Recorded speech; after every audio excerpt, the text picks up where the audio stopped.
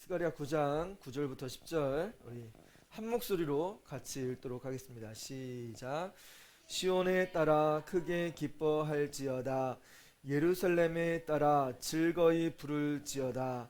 보라, 내 왕이 내게 임하시나니 그는 공의로우시며 구원을 베푸시며 겸손하여서 나귀를 타시나니 나귀의 작은 것 곧 나귀 새끼니라.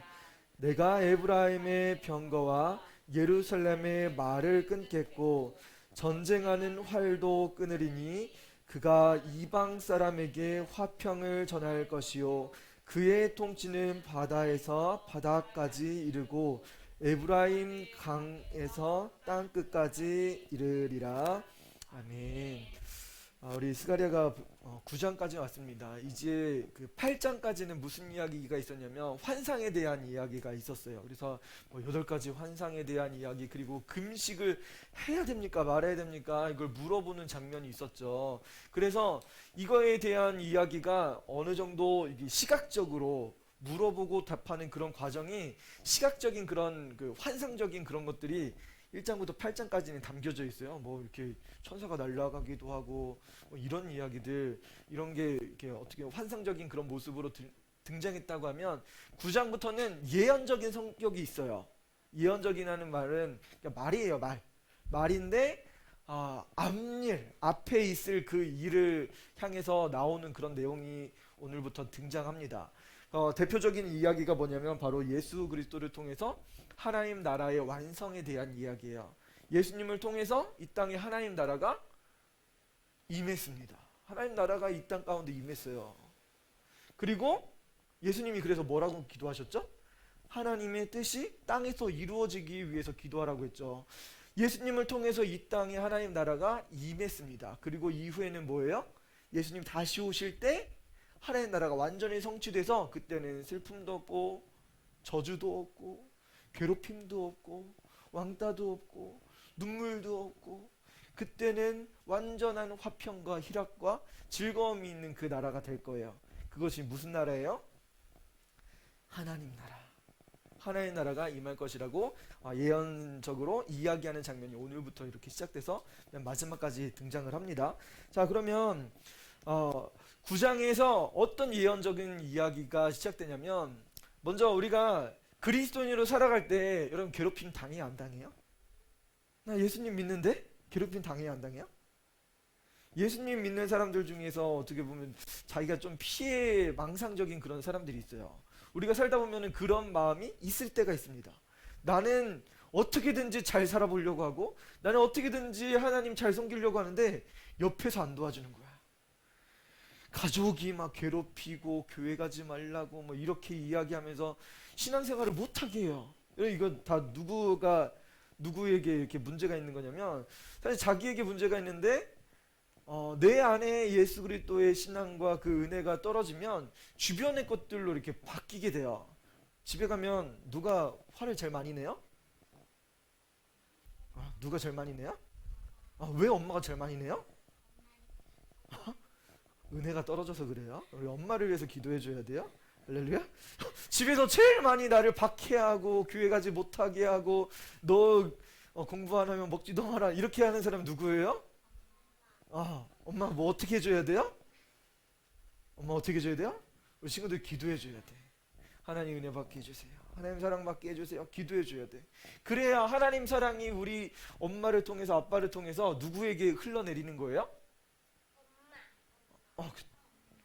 자, 성경에 보면 하나님은 우리에게 복을 주시는데 하늘 문을 열고 누구에게 복을 주신대요? 예수님 믿는 성도들에게 하늘 문을 열고 복을 주신대. 근데 엄마가 맨날 어떻게 하고 살아요? 엄마는 하나님 사랑 필요 없어요. 이렇게 우산을 딱 펴고 하나님 은혜를 이렇게 거부하는 거예요. 폭포수처럼 이렇게 부어주시는데 나는 내 멋대로 살 거예요. 나는 신앙생활 잘 안 할 거예요. 나는 성경도 잘 안 볼 거고요.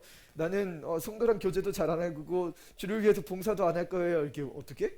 은혜를 가로막고 살아요. 그러면 여러분 그 밑에서 자라는 여러분들은 어떤 은혜를 맛볼까? 하나님의 사랑과 은혜가 아닌 거를 먹고 사는 거예요. 그러면 우리 친구들은 예수님이 누군지 알잖아 이제. 예수님이 나를 위해서 희생하시고 나의 모든 죄를 용서해 주시고 나를 구원하신 주님이라고 믿는다고 하면 누구도 우리 예수님이 필요할까? 사실은 나를 사랑해주는 엄마 아빠를 위해서도 기도해줘야 돼. 하나님, 우리 엄마가 교회는 못 나가게 하고 아빠도 못 나가게 하고 나를 힘들게 하지만 엄마도 예수님 잘 믿을 수 있게 도와주세요. 예수님의 뜻을 알 수 있게 도와주세요. 우리 친구들이 기도해줘야 돼요. 그런데 오늘 성경에 보니까 이스라엘 백성들이 있는데 그 주변에서 이스라엘 백성들을 괴롭히는 사람들이 나와요. 이스라엘 땅이 이렇게 가운데 있으면 주변국들은 다 이스라엘 백성들을 괴롭혀요. 우리나라도 반도적인 역할 속에서 중국이 괴롭혔죠? 일본이 괴롭히고 러시아에서 전쟁 오고 이런 것들이 계속 이어졌습니다. 우리나라도 피해가 굉장히 많은 나라 중에 하나예요. 우리나라는 외세 침략 많이 안 하는 그런 나라인데 방어는 그래도 굉장히 열심히 했어요. 자, 이스라엘처럼 비슷하게 피해를 굉장히 많이 받은 나라인데 누구를 괴롭히는 거예요? 하나님이 선택한 이스라엘 백성들을 괴롭힌다. 그러면 하나님이 그거 좋아하실까 안 좋아하실까? 좋아하셔요? 하나님의 백성들이 괴롭힘받는 거를 하나님은 원치 않으셔요. 우리 친구들 교회 신앙생활하고 예수님 믿는다고 하는데 누구한테 괴롭힌다거나 누구에게 억압받거나 그런 걸 하나님께서 원하시지 않으세요. 그래서 하나님이 징계하시는 장면이 9장에 나옵니다. 잘 기억해야 돼요. 택한 하나님의 백성들을 향해서 우리가 축복해줘야 되는지 아니면 너도 교회 다니냐 이런 소리 해야 되는지 우리가 잘 분별해야 돼요. 너 같은 애는 교회 안 가도 돼. 이런 이야기 우리가 하면 안 되는 거예요. 당신도 예수님 믿습니까? 당신도 어느 교회 다니세요? 잘하셨네요. 저도 어느 교회 집사입니다. 어느 교회 성도입니다. 서로 같이 예수님의 은혜를 나누고 이래야 된다는 거예요. 그런데 이스라엘 백성들 주변국들은 하나님을 잘 믿었을까 안 믿었을까? 잘 믿지 않았어요. 대표적인 예가 두로와 시돈이라는 나라가 등장합니다. 9장 1절부터 해가지고 하드락 땅 그리고 다메섹 그리고 2절에는 두로와 시돈 이런 국가들이 나와요. 이거는 대부분 어디냐면 이스라엘 북쪽입니다. 이스라엘 북쪽에 다메섹이라는 지역이 있어요. 그리고 그 왼쪽으로 해가지고 지중해 연안 쪽으로 두로와 시돈이라는 나라가 있습니다. 이 나라는 하나님 믿어요 안 믿어요? 하나님을 잘 믿지 않아요. 근데 성경에 보니까 그 나라가 매우 지혜로운 민족이래요. 지혜로운 민족. 여러분 잘 모르겠지만 세계사를 공부하다 보면 두로와 시돈이라는 지역은 지중해에서 굉장히 해상무역을 잘하는 나라예요. 여러분 지금도 우리나라가 배를 제일 잘 만드는 나라일까? 아니면 두 번째로 잘 만드는 나라일까? 세 번째로 잘 만드는 나라일까? 세 번째? 순서가 계속 떨어져요. 전 지구에서 배를 제일 잘 만드는 나라 30년 전에는 어느 나라였어요? 일본. 그리고 10년 전에는 누구였어요? 중국. 그리고 지금은 전 세계에서 배를 제일 잘 만드는 나라가 어느 나라? 맞아, 대한민국이. 대한민국이 전 세계 배를 만들면 50% 이상 내 거. 조그만한 배 말고 제일 큰 거, 세계에서 제일 큰 배 다 내가 만들 거야. 우리나라에서 다 만들어요. 중국에서 만든 건 엔진이 배 한가운데서 바다 한가운데서 멈춰. 그리고 일본에서 만든 배는 퉁퉁퉁퉁 가다가 파도를 만나면 태풍을 만나면 배가 두 조각 나. 이런 일이 실제적으로 벌어지고 있어요. 그런데 두로와 시돈이라는 지역은 그 고대 시대에 해상 제국이었어요. 해상 제국. 지중해, 그 당시에는 지중해가 전 세계잖아요. 전 세계의 두로와 시돈이라는 지역에서 배 타고 다 다니는 거예요. 해상로를 다 알아. 그러면 해상로를 알고 무역을 잘 할 수 있다? 그러면 그 나라는 돈이 많을까 적을까? 엄청나게 많은 거예요. 얼마큼 많냐면 우리 3절에 보니까 두로는 자기를 위하여 요새를 건축하며 은을 티끌같이, 여러분 은이 티끌이래요. 그냥 바다에 그냥 그 바닥에 먼지처럼 막 은이 막 깔려 있는 거야. 또 금은 얼마큼 있대요? 금은 거리에 진흙같이 쌓았대요. 거리 다니면 이것도 금이네, 저것도 금, 내가 우리 집에 다 있는 거 아니야? 거들떠보지도 않는 거야. 얼마나 지혜롭고 부가 많은 거야. 그런 나라, 심지어 뭐까지 했어요? 요새를 건축했대요. 그 나라가 하나님 잘 믿었어요, 안 믿었어요? 하나님 잘 믿지 않았습니다. 이거는 예언적인 성격이잖아요. 하나님을 괴롭히는 민족, 하나님은 어떻게 하실까? 이 민족을, 이 다메섹과 두로와 시돈이라는 지역을 주께서 정복하신대. 4절에 보니까 하나님께서 이 나라를 정복하셔서 이 나라를 쑥대밭으로 만드신대요. 보세요. 권세를 바다에 쳐 넣으신대요. 그가 불에 삼켜질 거라고 이야기합니다. 여러분, 이게 역사적으로 이루어졌을까 안 이루어졌을까? 왜? 하나님의 예언적인 성격이잖아. 예언하셨으니까 이 말씀대로 이루어졌다 안 이루어졌다? 이루어졌다. 이 시대가 예수님 태어나시기 전 한 500년 전이에요. 500년 전인데 여러분, 알렉산더 들어봤어요? 알렉산더? 아직 못 들어봤을 거예요, 우리 친구들은. 알렉산더 대왕, 헬라 제국, 헬레니즘이라고 역사적으로 고대 시대를 다 통합한 나라, 제국의 이름이 알렉산더 대왕이 만든 나라야. 헬라 제국이라는 나라를, 이 나라가 얼만큼 대단하냐면, 여러분 고대 그리스 지역은 유럽 지역이에요. 이 유럽 지역에서 시작해서 이 이탈리아 쪽은 그때는 야만족이었어. 로마 있는 지역은 그 당시에는 그 아테네 지역에서 헬레니즘이 번성하면서 알렉산더가 나라를 일으켜가지고 침공을 하는데 터키 지역 해가지고 중동 지역을 다 이겼어요. 그리고 저 밑으로 해서 이집트까지 다 뺏었어, 영토가. 심지어는 인도인 데까지 다 땅을 다 먹은 거야. 그러니까 중동 지역을, 지중해 연안을 다 통치한 거야. 전 세계적으로 가장 강력한 나라가 그때 처음 생긴 거야. 그때 무슨 일이, 이 나라 두로와 시돈이 이 강력한 나라에 대항했을까 안 했을까? 우리가 이렇게 돈이 많고 우리가 이렇게 경제적도 강한데 어떻게 저 신생국가 알렉산더한테 우리는 망할 수 없어, 그래가지고 도시가 근데 몇 번 침공이 당했어요. 몇 번 침공이 당해서 아수르랑 바벨론한테 침공을 당해가지고 그런 경험이 있어서 이 두로 사람들은 어디에다가 요새를 지었냐면 자기를 위하여 요새를 건축했다라고 이야기하죠. 섬에다가, 이 두로 지역에서 한 800m 정도 떨어진 섬에다가 천연 요새를 만든 거야. 섬에다가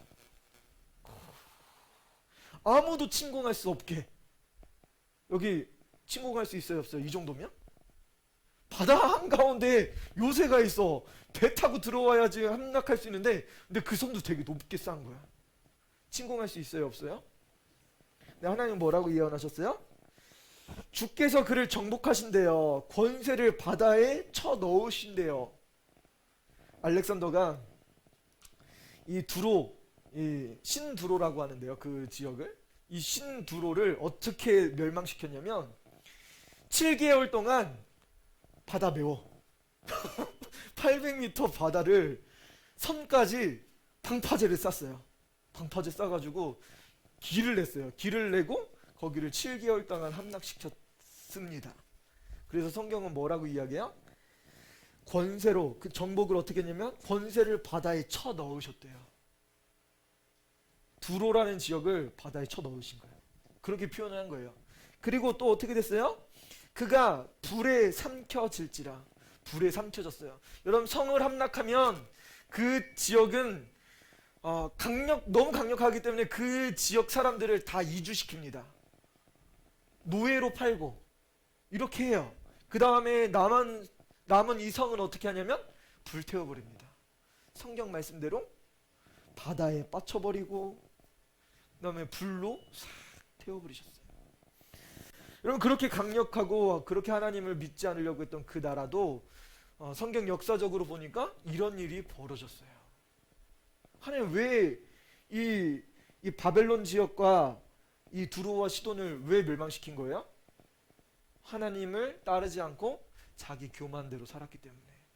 자기 힘을 믿고 살고 자기가 해상 강국을 만든 거, 자기 힘과 능력을 가지고 살았던 그 나라 하나님께서 어떻게 하신 거예요?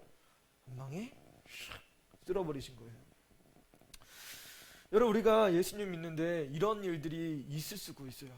심지어 또 하나의 또 나라가 나옵니다. 이번에는 어느 나라냐면 5절에 보면 아스글론, 그리고 가사, 그리고 아스돗, 이 나라가, 이 도시가 나오는데요. 이거는 블레셋의 5도시를 이야기합니다. 블레셋. 그럼 블레셋 하면 생각나는 장수 이름이 한 명 나와야 돼요. 누굴까요? 블레셋의 엄청난 괴수. 누구야? 다윗과 싸웠던 골리앗이 블레셋 사람이에요. 엄청나게 강력한 나라예요. 이 강력한 나라, 이스라엘에게 뭐 지기는 몇 번 졌지만 항복은 하지 않았어. 엄청나게 강력했어. 그 도시도 알렉산더가 어떻게 했을까?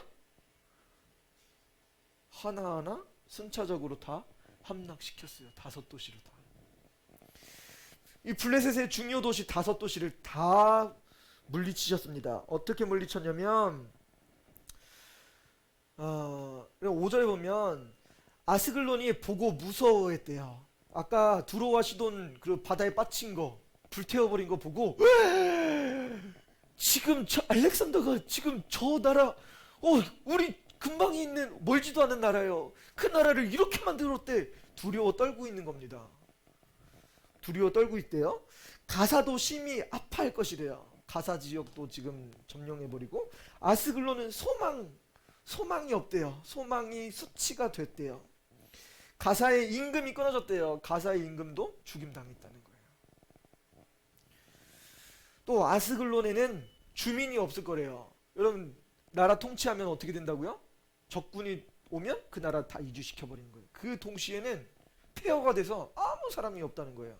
다 이주시키고 노예로 만들어서 없다는 거예요. 또 아스돗에는 잡족이 거주하리라. 잡족이 거주한다는 건 뭐예요? 주민들 다 보내고, 심지어 옛날 고대에는 전쟁을 치르면, 전쟁은 누가 해요? 남자가 해요? 여자가 해요? 남자가 해요. 그래서 무력으로 그 나라를 점령하면 그때 여성들은 성적인 그런 놀이개가 됩니다. 그래서 그 나라가 혼잡해져요. 그런 일들이 있었는데, 사실 헬라 시대에는 그런 게 많이 없었어요. 헬라 시대에는 헬라가, 알렉산더가 굉장히 공부를 많이 한 사람이잖아요. 소크라테스, 그 다음에 누구죠? 아리스토텔레스인가요? 누구의 제자예요. 이렇게 이 세 사람 중에 한 사람의 제자인데, 굉장히 학식이 많아가지고 나라를 어떻게 다스리는지를 잘 배웠어요. 혼잡하게 하는 것을 어떻게 혼잡하게 했냐면, 종교도 그 이방 민족이랑 다 섞었어요. 대한민국이랑 일본이랑 섞이면 어떤 일이 벌어져요? 옛날에 그런 일이 우리나라도 있었죠. 피가 섞이기도 하고. 그러면 종교가 혼합이 됩니다. 그리고 혈통도 혼합이 돼요. 그리고 문화적인 것도 다 통합이 됩니다. 그러면서 이 헬라는 뭘 원했냐면 헬레니즘으로 다 둘러싼 거예요. 헬라 말, 여러 가지 종교를 다 인정하는 거. 이전에는 우리 종교만 믿어야 돼. 근데 엄마랑 아빠랑 종교가 다른 거야. 자녀들도 선택할 수 있는 거야. 이런 어떤 종교들도 다 통합돼서 무엇을 선택하든지 상관없는 그런 나라가 돼버린 거예요. 혼잡해졌다라고 이야기하죠. 잡족이 거주하리라. 그들은 종교랑 모든 민족들이 다 섞여버렸습니다.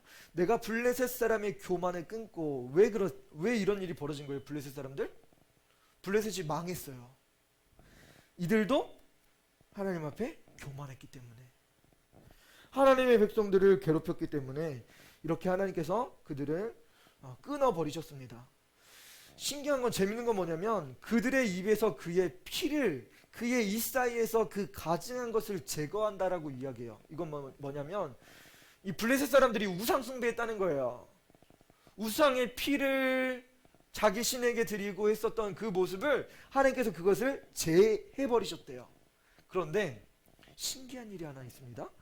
그들도 남아있을 사람들이 있대요. 그럼 블레셋 사람들 이스라엘 굉장히 많이 괴롭혔잖아요. 근데 하나님은 그 사람들 중에서 남아있을 사람이 있대요. 그 남아서 뭘 시킬까? 하나님께서 블레셋 사람 중에서 남아있는 사람 어떤 일을 시킬까? 그들도 남아서 우리 하나님께로 돌아와서 유다의 한 지도자같이 되겠대요. 이스라엘 백성들 지금 포로에서 돌아온 사람들이잖아요. 남은 사람들만 돌아왔습니다. 그 사람들에게 다시 예언하는 거예요. 그런데 블레셋 사람들에게도 똑같이 이야기하는 거예요. 너네들도 남은 사람 중에서는 이스라엘 사람들처럼 지도자 될 사람이 있다는 거예요. 예수님 믿고 구원받고 그 사람들 중에서 어떤 사람들은 예수님을 전할 사람, 이 방에 하나님의 말씀을 전할 사람이 블레셋에서도 나오겠다라고 말씀하신 거예요. 얼마나 감사해요. 한 지도자 같이 되겠고, 에그로는 여부스 사람 같이 되는데요. 또 여부스는 또 뭐야? 에그로는 지역에 있는 사람들 중에 어떤 사람은 여부스 사람처럼 된대요. 여부스 사람 힌트가 전혀 없죠. 여부스 알만한 사람이 아마 아무도 없을 거예요. 여부스는 어떤 지역이냐면 이스라엘 백성들이 출애굽하고 가나안 땅에 왔습니다. 하나님은 가나안의 7 족속을 다 멸하라고 하셨어요. 가나안에 있는 사람들은 다 부패하고 우상 숭배하고 하나님을 떠난 사람들이기 때문에 하나님은 합법적으로 그 가나안 땅에 있는 사람들을 다 진멸하라고 말씀하셨어요. 그런데 여부수 사람들이 예루살렘 산지의 토착 원주민이었습니다. 토착 원주민이, 우와, 이스라엘 사람들이 애굽을 쳐부수고 나오고 홍해를 가르고 나오고 이 주변에 있는 나라들 다 때려부시고 와서 이제 우리 앞에 왔어. 우리 어떻게 하면 좋지? 해가지고 이 사람들이 변장을 해가지고, 우리는 하나님을 섬기는 사람들입니다. 당신을 따라서 지금 거기서부터 왔는데 우리 가져온 빵이랑 이런 것들이 다 썩었습니다. 우리도 같은 허름한 옷을 입고 와가지고 뭐 이렇게 됐다고 뭐 한 거예요? 뻥친 거예요. 거짓말한 거예요. 근데 여호수아가 속았을까? 그 사실을 알았을까? 속았어. 뭐라고? 우리를 따르는 사람들이라고? 하나님의 뜻대로 왔다고? 하나님 보내셨다고? 그래서 따랐어요. 그 사람들을 살려줬어. 근데 전쟁을 딱 치르다 보니까 이 많이 본 사람들인데? 저번에 봤던 사람들 아니야? 봤더니만 원래 원주민이었던 거야. 그 사람들을 다 진멸했어야 되는데 그 사람들이 살아서 이스라엘의 노예가 되고 이스라엘 사람들처럼 살아가게 됩니다. 그런데 중요한 건 여부수 사람들에게서 무슨 일이 벌어지냐면, 다윗이 인구조사를 합니다. 그래서 하나님이 징계를 내리시죠. 이스라엘 사람들 중에서 수많은 사람들을 이렇게 죽게 돼요. 전염병으로 이렇게 싹 죽게 되는 그런 일이 벌어졌는데, 죽음의 사자가 이렇게 가다가 어느 지역에 딱 머물렀냐면 여부수 사람. 누구 사람? 여기 나오는 여부수 사람 누굴까? 여부수 사람 누구? 여부수 사람, 이게 여부수 사람, 오르난의 타작마당, 오르날이라는 사람의 타작마당, 그러니까 그 앞에 마당에서 타작을 하는 그런 곳이에요. 추수하고 그런 지역인데, 여부수 사람 오르난의 타작마당에서 다윗이, 하나님, 제가 잘못했습니다. 제가 인구조사 하지 말았어야 되는데, 하나님을 의지했어야 되는데, 내 힘과 능력을 의지하려고 인구조사, 이스라엘의 이 많은 사람들이 내가 통치하는 사람입니다. 이걸 자랑하려고 인구조사를 시켰습니다. 내가 잘못했습니다. 고백하면서 그곳에서 하나님 앞에 예배를 합니다. 어느 지역 사람이요? 여부스 사람. 여부스 사람 오르난의 타작마당은 나중에 그곳에서 다윗이 예배드렸던 그곳에서 무슨 일이 벌어지냐면 예루살렘 성전이 임합니다. 하나님이 임재하셨던 그곳, 하나님의 사자를 만났던 그곳에서 예배를 드렸는데 그곳에서 성전이 지어져요. 예루살렘 성전이 지고 지금도 이스라엘의 성전이 있는 곳이 바로 그곳이에요. 무슨 일이 벌어진 거예요? 아까 남아있는 사람들 중에서 유대 지도자처럼 되는 사람들이 있고 오르난의 타작마당처럼 여부수 사람 엄청난 일이 벌어진 거예요. 이게 지금 블레셋 지역, 블레셋 사람을 통해서 이루어졌다는 거예요. 이게 여러분 미워하는 사람들 중에 저주받을 사람도 있겠지만 영원히 멸망할 사람도 있겠지만 여러분들이 미워하는 사람 중에 여러분들의 착각 속에 사는 사람들이 있다는 거예요. 그 사람들 중에 누구는 하나님 앞에 예배할 사람이 있고 그 사람들 중에 누구는 예수님의 복음을 전할 사람이 있다는 거예요. 그럼 여러분 그러면 합법적으로 여러분 예수님 믿는 사람들 저주하고 예수님 믿는 사람들 미워하고 그래야 된다는 거예요? 오히려 여러분들이 거꾸로 예수님 믿어야 될 사람을 핍박하고 멸망될 사람이 될 수도 있는 거예요. 여러분 서로 교만할 필요가 없는 거예요. 서로 자만할 필요가 없어요. 내가 지금 더 잘 산다고 내가 지금 더 하나님의 복을 누린다고 더 자만할 필요도 없는 거예요. 그러면 큰일 난다는 거예요. 자, 그러면 이렇게 말씀하시고 나서 우리가 서로 미워하지 않아야 될 그때가 옵니다. 신기하게 오늘 말씀이 시온에 따라 크게 기뻐할지어다 9절이 나오잖아요. 시온의 딸 그리고 예루살렘에 따라 즐거이 부를지어다 라요. 이것은 이스라엘 백성들을 이야기하는 겁니다. 그런데 보라 내 왕이 내게 임하시나니 왕이 임할 거래요. 이스라엘 백성들에게 왕이 임할 거래요. 영원한 왕 되신 그분 다윗의 자손을 통해서 왕이 오실 거 메시아가 오실 거라고 예언하셨는데 그 왕이 누구래요? 그 왕은 누구의 왕이에요? 그치? 내게 임하시나니 누가요? 내 왕이 네 왕이 시영아 너의 왕이 임할 거야 하시는 거야. 정연아 너의 왕이 오실 거야. 그분은 누구예요? 은혜야 너의 왕이 누굴까? 그분은 바로 예수님인 거예요. 내 왕이 임하신대요. 그 왕이 오신대요. 그는 공의로우시며 구원을 베푸시며 겸손하여서 나귀를 타시나니 나귀의 작은 것 곧 나귀 새끼니라. 여러분 예수님께서 예루살렘 성전에 입성하실 때 무엇을 타고 오셨어요?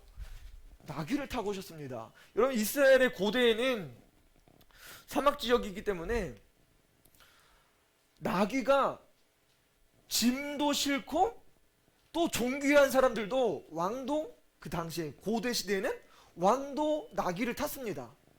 그런데 예루살렘 성전 임하고 솔로몬 시대 이후에는 말을 수입했어요.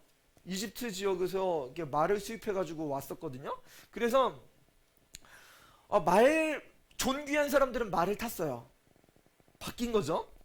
그런데 예수님은 뭘 타셨대요? 나귀를 타셨대요. 나귀를. 근데 그 나귀도 어떤 나귀예요? 여러분처럼 어린 새끼 나귀입니다. 새끼 나귀. 어린 나귀래요.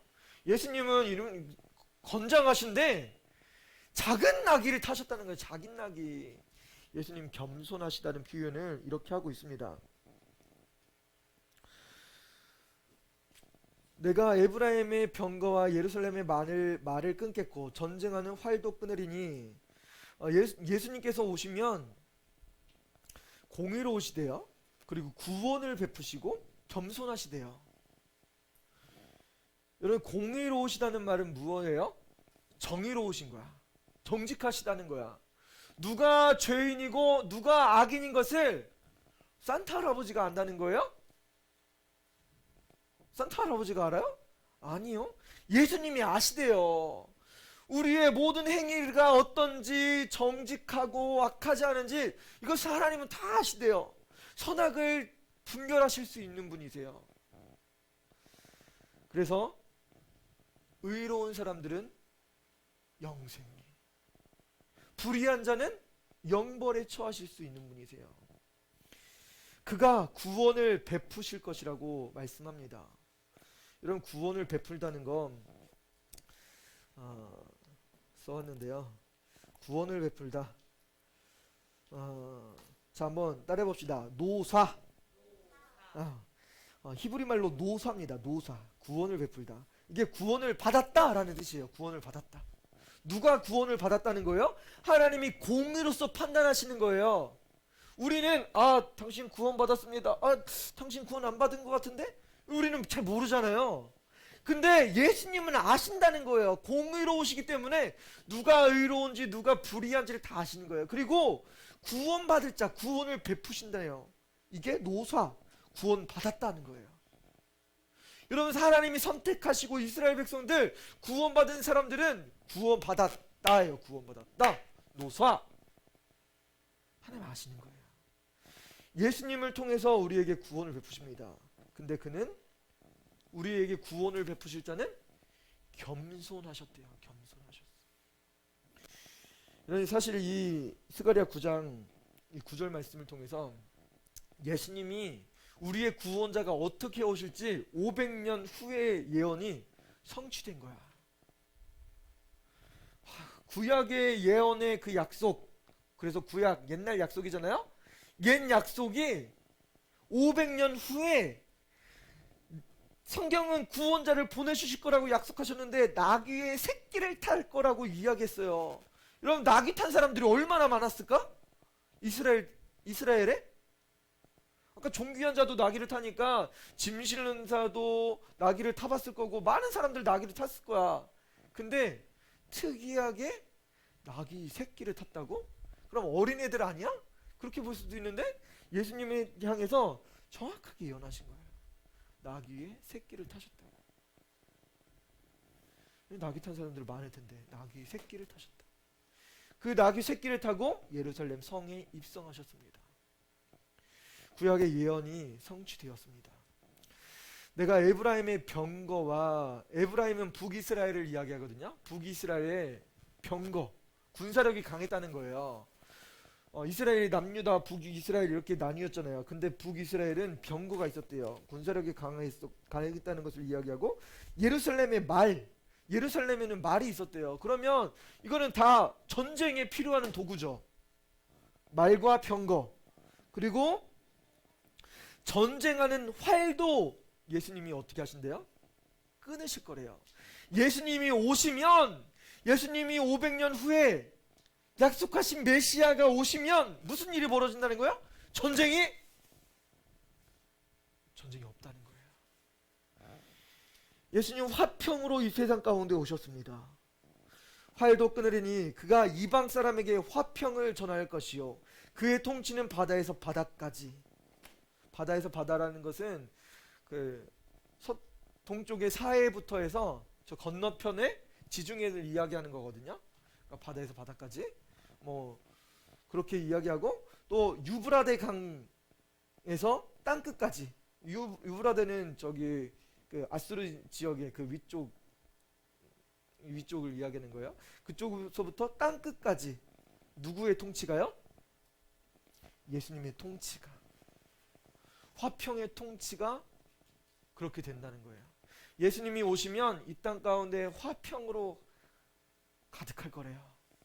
여러분, 예수님이 오셔서 초대교회 성도들은 로마 사람들이 예수님 믿는 사람들을 많이 박해했습니다. 많이 핍박했어요. 그래서 예수님 믿는 사람들을 많이 죽였습니다. 어떻게요? 원형 경기장에 사자밥으로 만들고, 심지어는 십자가에 매달고 화형시켰어요. 짐승의 밥으로 만들고, 이런 일들이 많이 벌어졌습니다. 근데 예수님 믿는 사람들은 반박했어요? 기꺼이 죽기를 자원했어요.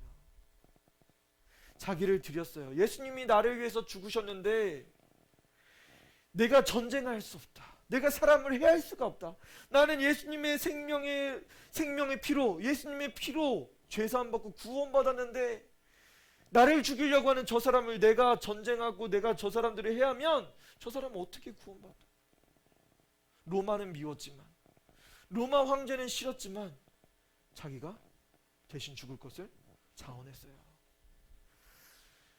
이런 기독교의 국가가 민주사회를 만들었습니다. 제가 청소년 때 배웠던 민주사회, 민주국가는 뭐였냐면 우리는 적의 침입이 있지 않은 한 먼저 공격한다, 공격하지 않는다? 공격하지 않는다. 그게 민주주의라고 배웠어요. 충이야, 그렇게 배웠니? 우리는 먼저 공격하지 않는 거야. 왜? 우리 안에 기독교 정신이 그렇게 들어온 거예요. 우리는 먼저 공격하지 않는 거예요. 우리는 먼저 욕하지 않고 먼저 사람을 저주하지 않는 거예요. 예수 믿는 사람들은 그냥 당해. 근데 우리도 보호받기 위해서 민주사회를 만들고 법 총치를 만들고 정당한 것, 이런 것들을 만들었죠. 9.11 테러가 났을 때 그것을 테러 진압하기 위해서 그런 반테러법 이런 것들을 만들고 이렇게 했었죠. 그러면 우리가 예수님께서 오셔서 결국은 지금도 아직까지는 이 화평이 완전히 성취되진 않았어요. 그런데 예수님이 다시 오실 때 하나님 나라에서 우리가 거할 거처가 다 완성되었을 때 예수님 다시 오실 거예요. 그때가 되면 완전한 평강의 나라, 완전한 생명과 은혜, 기쁨의 나라를 우리를 초대하실 거예요. 여러분, 그때까지는 아직은 전쟁이 있을 수 있어요. 아직까지는 엄마가 화를 낼 수도 있어요. 아빠가 교회 가지 못하게 할 수도 있어요. 여러분, 아직까지는 그런다 할지라도 교회 갔을 때 친구끼리 싸울 수도 있어요. 학교 가서 억울한 일을 당할 수도 있어. 아직은 그런 것들을 견디기 힘든 그 시기지만 예수님은 다시 오신다? 안 오신다? 분명히 다시 오셔서 우리에게 화평의 나라를 이 땅 가운데 임하실 거예요. 여러분, 그때까지 우리는 참고 기대하고 인내하고 주님 오실 것을 기대해야 돼요. 그리고 하나님께서 이 땅 가운데 주셨던 그 화평의 그 소망의 메시지를 사람들에게 전해줘야 돼요. 당신도 예수님 믿으면 마음이 평안해질 수 있습니다. 당신 안에 있는 그런 울분 그런 것들 예수님 믿으면 해결될 수 있습니다.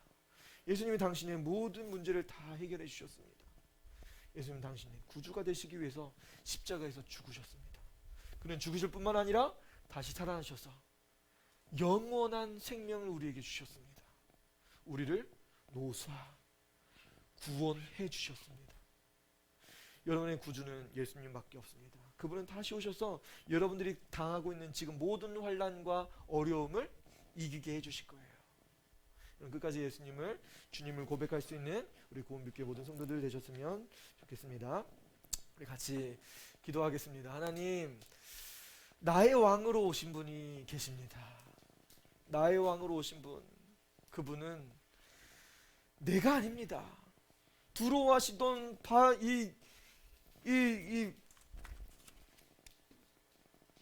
이 지역에 있는 사람들,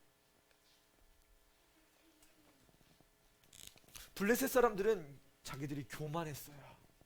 교만해서 하나님을 잘 섬기지 못했습니다. 하지만 그들 중에서도 구원받을 자가 있습니다. 여러분들에게 화평이 임하기를 소원합니다. 여러분들의 화평이 임할 뿐만 아니라 여러분을 통해서 하나님 나라가 세워졌으면 좋겠습니다. 예수님께서 오셔서 이루어질 그 겸손한 예수님, 우리에게 화평을 주실 겁니다. 우리 같이 들은 말씀 놓고 기도하도록 하겠습니다. 아버지 하나님 감사합니다. 하나님, 우리에게 화평을 주시기 위해서 이 땅 가운데 오신 주님 감사합니다. 하나님, 우리가 살다가 하나님 많은 사람들에게 하나님 억압받기도 하고 하나님 곤란한 일을 당할 때도 있었습니다. 주님, 우리를 불쌍히 여주셔서 예수 그리스도를 온전히 바라볼 수 있게 주님 도와주옵소서. 성령님 도와주셔서 우리 안에 하나님의 나라가 임할 수 있게 주님 도와주옵소서. 하나님, 두로아신 분들은 교만했습니다.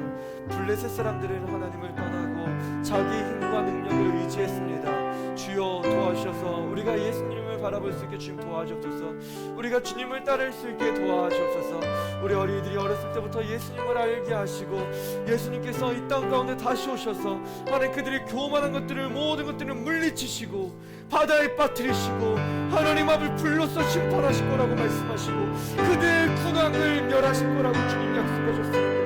하나님 앞을 그들 중에서도 몇몇은 남아서 남은 자들을 구원하시고 유대의 지도자처럼 삼으시고, 또한 그들 중에 여부수 사람처럼 하나님의 성전이 임하실 그곳을 예비할 자가 있을 것입니다.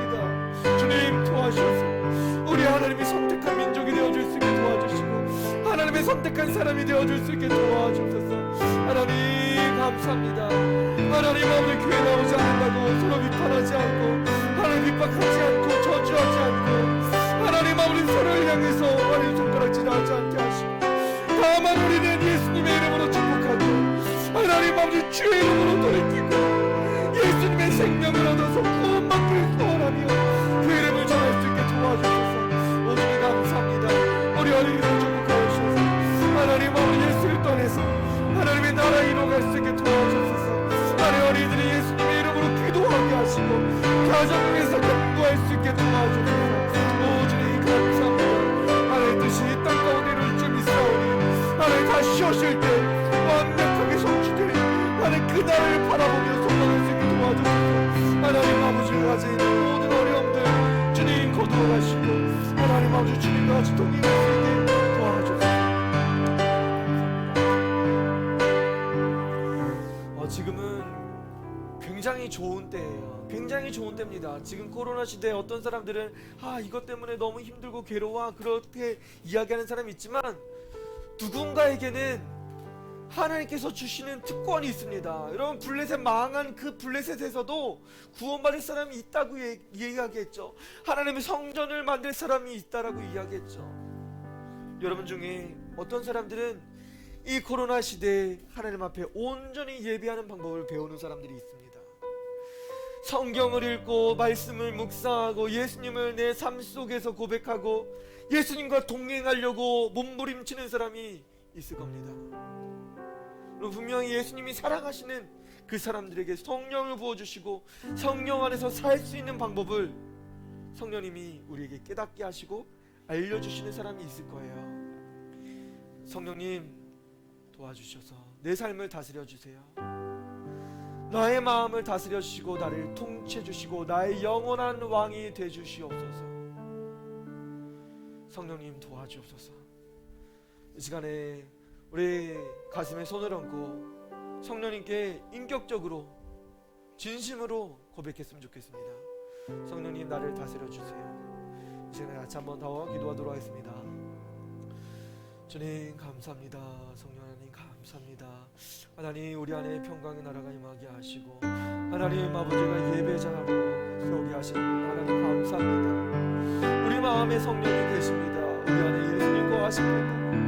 영원한 처소를 준비하시고자 하시는 주님, 내 안에 주님이 구할 처소로 준비되어질 수 있게 도와주소서. 하나님, 우리는 가만히 있으면 악한 사단이 우리를 가만 놔두지 않습니다. 주님 고백하게 하시고 주님 바라보게 하시고 주의 뜻이 이루어질 수 있게 도와주소서. 주님 감사합니다. 성령님 역사하셔서 우리 안에 뜨거운 성령의 역사가 이루어질 수 있게 주님 도와주소서. 하나님 감사합니다. 우리를 다스려 주소서. 우리 성도님들 주님 온전하게 복주시고 하나님 은혜를 풀어주셔서 모두 구원받았다고 믿음으로 고백하며 하나님의 은혜에 감격하여 하나님 예수님 믿는 곳에 예수님을 인격적으로 모시고 하나님 그 삶 속에서 예수를 만나고 예수님의 그 은혜를 나눌 수 있게 도와주소서. 하나님 감사합니다. 하나님께 온전하게 예배하게 하시고 진실로 예배할 수 있는 하나님 예배자를 찾으신다고 주님 말씀하셨사오니 하나님 찾는 사람이 하나님 아버지 안에 이루어질 수 있게 도와주소서. 하나님 왕으로 고백할 수 있게 도와주시고 나의 영 영원한 왕으로서 하나님 주님 고백할 수 있게 도와주소서. 주님 감사합니다. 성령님 역사하셔서 우리 어린이들의 고백을 주님 받아주시고 예수님께 믿음으로 고백할 수 있게 도와주소서. 오직 감사합니다. 예수님이 여러분의 주님이시라고 하면 여러분은 하나님의 자녀로 기도할 수 있습니다. 하나님, 우리 가정 깨끗하게 하여 주옵소서. 내 심령을 깨끗하게 하여 주시고 나의 모든 죄를 용서해 주시고 하나님, 우리 하나님께서 사랑하시는 가정 되게 도와주옵소서. 언니 오빠들 또 엄마 아빠 건강케 하시고 하나님 은혜와 복 누리게 하시고 신앙생활하게 하시고 예수님 구주로 믿어 구원받게 도와주세요. 그럼 마지막으로 한 번 더 기도하겠습니다. 주님 감사합니다. 하나님 주님 다시 오실 텐데 하나님 우리가 예배하지 않고 있으면 안 됩니다. 하나님의 복을 외칠 수 있게 도와주옵소서. 예수님의 이름을 전할 수 있게 도와주옵소서. 예수님 도와주셔서 우리 가정을 하나님의 왕이 되어주시고 엄마 아빠도 예수님 믿고 구원받을 수 있게 도와주시고 우리 어린이들 하나님 부모님과 같이 신앙생활할 수 있게 도와주옵소서. 하나님 그 손과 발을 하나님 어루만져 주시고 하나님 그 마음 심령을 주님 보듬어 주셔서 예수님을 구주로 영접하고 하나님 주님으로 따를 수 있게 도와주옵소서. 하나님 이 땅 가운데 참 평안으로 오시고 하나님 겸손하여서 우리를 하나님 아버지와 동행하길 원하시고 하나님 우리에게 영원한 삶을 주시려고 하셨던 그 예수님의 삶을 하나님 경험할 수 있게 도와주옵소서. 주님 감사합니다. 주님 감사합니다. 주님은 너무나 좋으신 분입니다. 주님은 우리의 왕으로 오셨습니다. 나의 왕이 이 땅 가운데 오셨습니다. 하나님 오늘 스가랴 선지자가 500년 전에 예언했던 그 예수님이 이 땅 가운데 오셨습니다. 2000년 전에 이미 오신 예수님은 나의 왕이 되어주시기 위해서 이 땅 가운데 오시고 나에게 영원한 생명을 주셨습니다. 하나님 골밑교회 모든 성도들 주님 축복하셔서 복 주셔서 하나님 그들의 구원자가 되어주시고 하나님 그들에게 영원한 생명을 허락하여 주옵소서. 하나님 모든 것을 아신다고 말씀하셨습니다. 그분은 의롭다고 하셨습니다. 우리 그분 앞에 어떤 죄도 감추지 않게 하시고 모든 것을 주님께 고백하여 죄 사함 받고 구원에 합당한 열매를 이루어갈 수 있게 도와주옵소서. 감사합니다. 이 밤에 믿음으로 고백하는 모든 성도들의 입술을 축복하여 주셔서 하나님의 성전이 이루어갈 수 있게 도와주시고 하나님 가정마다 하나님의 놀라운 은혜와 사랑 가운데 거할 수 있게 주님 도와주시고 경쟁적인 모든 것들 하나님 모든 문제들이 예수님의 이름으로 해결되어질 수 있게 주님 도와주옵소서. 하나님 잠 못 이루는 것들 하나님 해결되어지게 하시고 하나님 아버지 모든 아프고 하나님 고통스러웠던 마음 심령들 하나님 치유하여 주옵소서. 하나님 가정마다 예수님께 나와 기도하는 것이 예수님께 예배하는 것이 하나님 우리의 희망이고 소망이고 우리의 생명인 것을 고백할 수 있게 주님 도와주옵소서. 이 밤에 하나님의 은혜에 감사드리며 예수님의 이름으로 축복하며 기도드립니다.